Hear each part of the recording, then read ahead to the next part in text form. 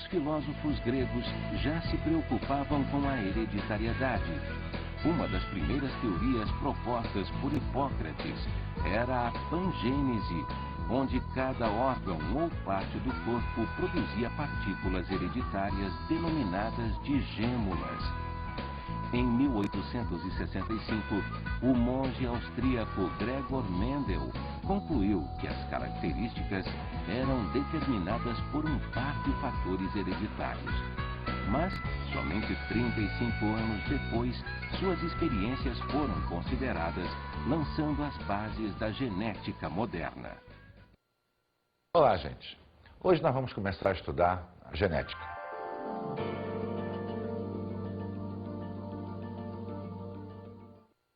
E todo mundo acha que genética é uma ciência muito moderna. Na realidade, a genética vem desde a época antiga, desde a Grécia Antiga com Hipócrates, porque naquela época já se preocupavam com a transmissão das características hereditárias. Hipócrates tinha o pensamento da pangênese, onde cada órgão, cada estrutura, eliminava um pedacinho, uma gêmula, que daria origem ao novo órgão. Isso durou basicamente até o século XIX, quando então o monge, denominado Gregor Mendel, definiu as bases da genética moderna. Lamentavelmente, essas bases só foram efetivamente aceitas já no século XX, quando pesquisas na Europa e nos Estados Unidos chegaram à mesma conclusão que Mendel. E como Mendel começou a estudar isso? Mendel era naturalista e matemático. E ele sabia que para estudar hereditariedade, ele precisava dispor de espécies que, ao longo do tempo, tivessem uma grande prole, pudesse reproduzir várias vezes ao ano. Isso por quê? Porque a lei da matemática, a lei da probabilidade, diz que quanto maior for o nosso campo amostral, menor será o índice de erro. Partindo dessa premissa, Mendel começou a escolher um vegetal muito mais prático para lidar do que um animal. E ele testou 34 espécies de ervilha, optando então por uma, a Psyllum sativum. Qual era a finalidade dessa escolha? Por que essa escolha? Porque essa ervilha apresentava 7 características definidas: a cor da semente, o aspecto da semente, a cor da casca da semente, o aspecto da vagem, a cor da vagem, a disposição das flores e a altura da planta. Com as 7 características bem definidas, Mendel poderia estudar uma a uma para verificar a transmissão das características hereditárias. Além disso, a ervilha tinha uma outra grande vantagem. Ela se reproduz várias vezes ao ano. O tempo de vida dela, o espaço de reprodução dela é curto, o que favorece isso. Além disso, ela permite que haja as características bem definidas. Por isso, a opção pela ervilha. Mas qual seria o pensamento de Mendel para conseguir iniciar o seu estudo? Ele sabia que para ter certeza dos resultados, ele tinha que ter indivíduos puros. Ele tinha que ter certeza de que um determinado indivíduo, de que uma determinada ervilha, só produziria uma determinada característica. Partindo disso, Mendel começou a estudar característica por característica, tomando cuidado de determinar a pureza dela.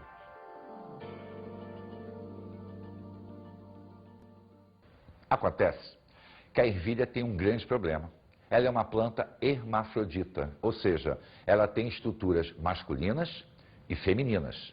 Isso dificultava, visto que a planta faz autofecundação. Qual foi a técnica que Mendel estudou então? Ele pegava uma flor, cortava a estrutura masculina, a antera, deixava apenas a feminina. Pegava o grão de pólen de uma outra flor e polinizava aquela planta, tomando cuidado de tampar a região feminina para evitar contaminação externa. Quando ela florescia, ele escolhia, separava aquelas características que ele estava prestando atenção, que ele estava estudando, e novamente fecundava. Nós chamamos isso de fecundação cruzada. Mas para que a gente possa entender melhor, vamos observar o experimento de Mendel. Vamos fazer com que Mendel nos auxilie nessa explicação. O que Mendel fazia? ele estudava as 7 características de maneira isolada, mas simultânea. E nós vamos optar por uma característica, a cor da semente.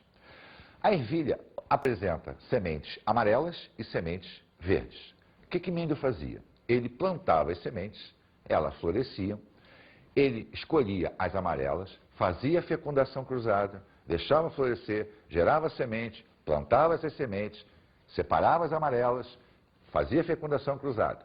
Da mesma maneira, ele fazia com as sementes verdes. Isso durou mais ou menos 2 anos. Ao final de 2 anos, toda vez que ele cruzava uma planta de semente amarela com uma planta de semente amarela, ele só obtinha, nessa descendência, sementes amarelas. Quando ele cruzava semente verde com semente verde, ele só obtinha semente verde. Com esse princípio, Mendel começou a observar que essas plantas seriam plantas puras, onde a geração delas seria sempre idêntica.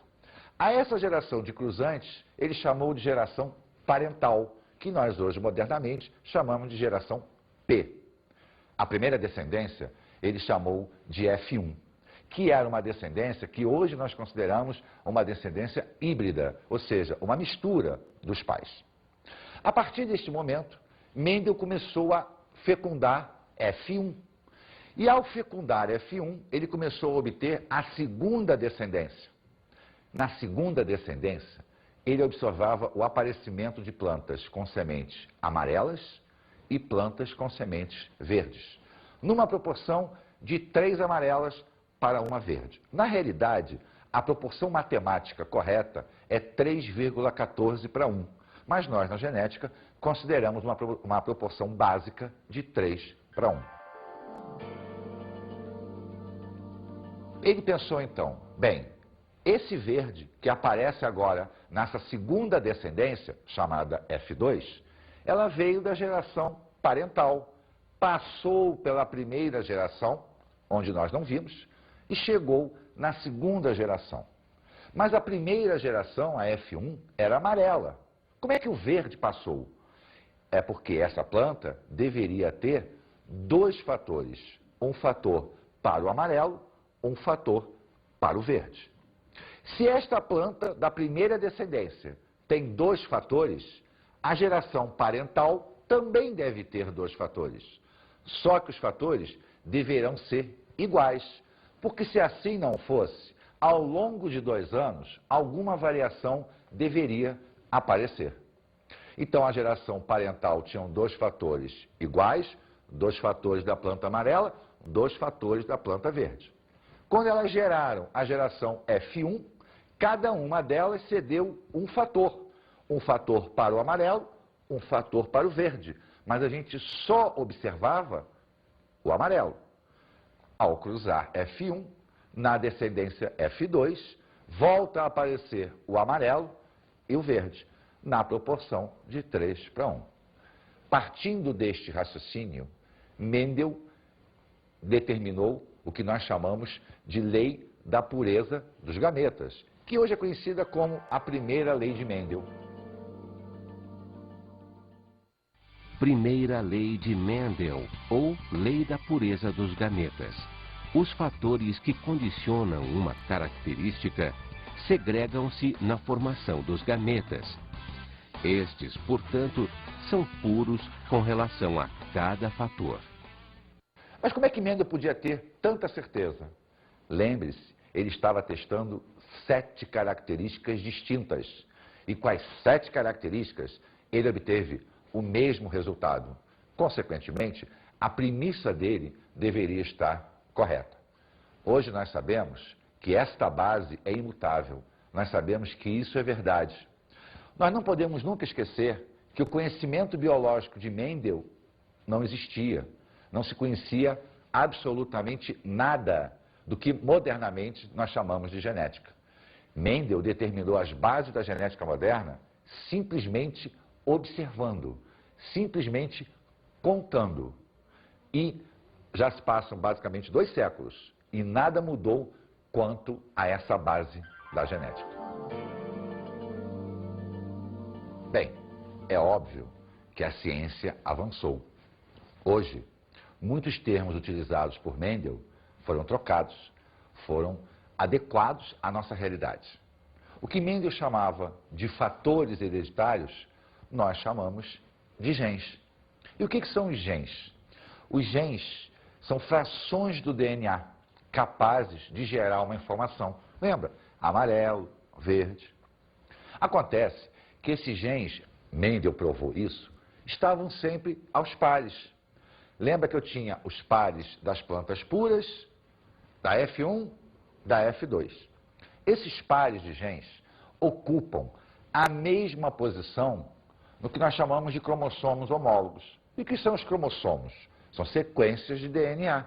Então, durante a sequência de DNA, nós temos trechos, que são os genes, ocupando a mesma posição. E essa posição nós chamamos de locus. Logo, esses genes ganham o nome de genes alelos. Então, os genes alelos, por definição, é o par de genes que ocupa a mesma posição no par de cromossomos homólogos. Esses genes é que são capazes de gerar uma determinada informação. Durante a experiência de Mendel, nós vimos que a geração parental era formada por amarelo e verde, em F1 apareceu amarelo, e em F2 voltou a aparecer amarelo e verde. Significava dizer que em F1 o amarelo predominava sobre o verde. Mendel, então, chamou a cor predominante de dominante e a cor que era dominada de recessiva. Então, para Mendel, o amarelo era dominante, o verde era recessivo. Mas lembra que Mendel chegou à conclusão que a geração parental, os genes eram iguais, e na geração F1 eles já não eram mais iguais. O par apresentava dois tipos de genes. O gene que veio do amarelo, o gene que veio do verde. Quando os genes são iguais no paralelo, nós chamamos eles de genes homozigotos, zigoto igual. Quando os genes são diferentes, nós chamamos de heterozigoto, zigoto diferente. Então, na realidade, as condições dominantes e recessivas, elas se apresentam de forma igual ou de forma diferente. Essa terminologia toda, ela tem um significado, facilitar o estudo e o entendimento da genética moderna. Acontece que hoje nós sabemos que dominar e ser dominado é um conceito errôneo. Na realidade, o que existe mesmo é a capacidade do gene em transmitir a sua informação ou a incapacidade dessa transmissão. Quando ele é capaz de transmitir a informação, ele é o que nós chamamos de gene dominante. Quando ele não é capaz de transmitir a informação, é o que nós chamamos de gene recessivo. Só que esse conjunto de genes que determinou a cor da ervilha, o aspecto, a altura da planta e etc., é chamado de genótipo. Então, o genótipo é o conjunto de genes existentes nos nossos cromossomos, existentes na molécula de DNA. Só que esses genes geram uma informação. É o amarelo, é o verde, é o que nós vemos e que nós chamamos de fenótipo.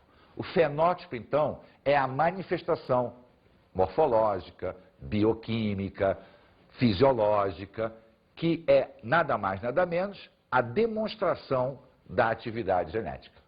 Então, novos conceitos foram introduzidos. Genes dominantes, genes recessivos, homozigose, heterozigose, genes alelos, genótipo, fenótipo. Toda essa terminologia da genética moderna não desmereceu e nem vai desmerecer o raciocínio mendeliano, o pensamento de Mendel. Bem, mas o pensamento de Mendel nos reflete a uma outra estrutura. Como era possível uma planta passar apenas um fator da característica? Como Mendel pensou nisso? Pensou, mas não conseguiu provar. A prova só veio muitos anos depois, com o advento da descoberta da divisão celular. A meiose é que é o processo responsável por esse processo de formação, digamos assim, dos genes durante a fase de gameto.